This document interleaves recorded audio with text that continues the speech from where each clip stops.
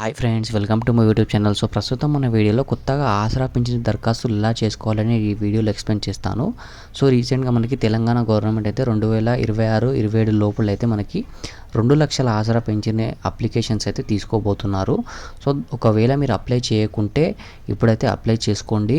And చాలామందికి ఇది చాలా బెనిఫిట్ అనేది కావడం అని జరుగుతుంది.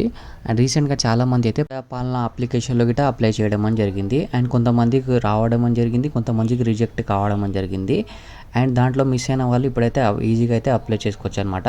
సో దీనికి సంబంధించిన డాక్యుమెంట్స్ అనేటివి ఏమేమి కావాలి అంటే మనకి ఆధార్ కార్డ్ వచ్చేసి మనకి ఇంకా ఓటర్ ఐడి కావాలి. అండ్ మనకి మీకు రేషన్ కార్డ్ అనేది ఉండాలి కంపల్సరీగా. అండ్ దాంతోపాటు మీకు ఇన్కమ్ సర్టిఫికేట్ గిట్ట ఉండాలి కంపల్సరీగా.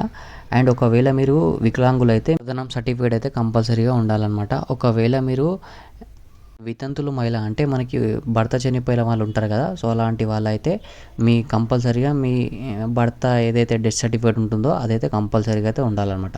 సో అవన్నీ డాక్యుమెంట్స్ అంటే రెడీ చేసుకొని మీరు ఏం చేయాలి అంటే ఒకవేళ మీరు ఊర్లో ఉంటే మీకు సంబంధించిన గ్రామ పంచాయతీ ఆఫీస్ ఉంటుంది కదా, సో అక్కడైతే ఫామ్స్ అయితే ఇస్తున్నారు.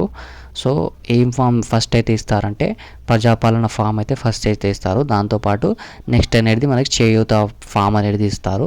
సో దాంట్లో మన డీటెయిల్స్ అనేది ఎంటర్ చేయాలి. మీ ఫోటో, మీకు సంబంధించిన డీటెయిల్స్ అనేది మన ఆ ఫామ్లో అయితే రాసుకుంటారు. రాసుకున్న తర్వాత మీ ఫామ్ అనేది అక్కడనే మీరు అప్లై చేయాలి. అక్కడ మీ సిగ్నేచర్ పెట్టి వాళ్ళకి ఇచ్చిన తర్వాత వాళ్ళనేది మనకి సో అక్కడికి వెళ్ళి మీ ఫామ్ అనేది పై ఆఫీసర్ పైన అయితే వెళ్తుంది. సో అక్కడైతే మీ వెరిఫికేషన్ అయితే ఉంటుందన్నమాట. సో అట్లా ఇది అయితే అప్లై అయితే ప్రాసెస్ అయితే ఉంటుంది.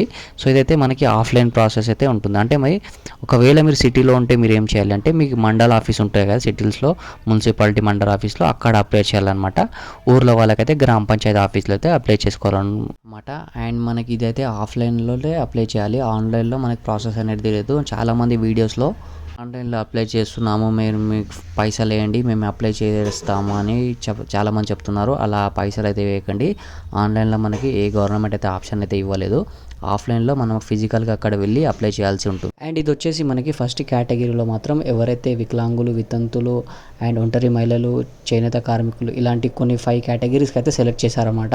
సో వాళ్ళకే ఫస్ట్ ప్రిఫరెన్స్ అనేది అంటే మనం అప్లై చేస్తే వాళ్ళకి ఫస్ట్ శాంక్షన్ అనేది కావడం అనేది జరుగుతుందంట.